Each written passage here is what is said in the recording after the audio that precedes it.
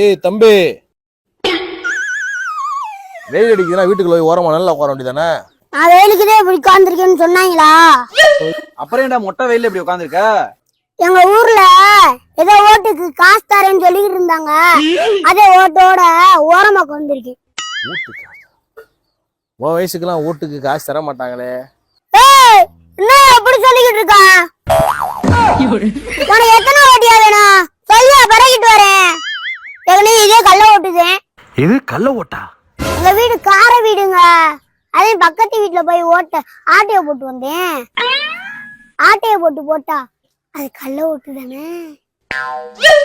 அவ்வளோ ஜி, ஓட்டு காசு தருவாங்களா தர மாட்டாங்களா? உங்களால ஒரு நல்ல ஓட்டை உடச்சுட்டேன். ஒருவேளை அவங்களுக்கு நல்ல ஓட்டா இருப்பாங்களோ?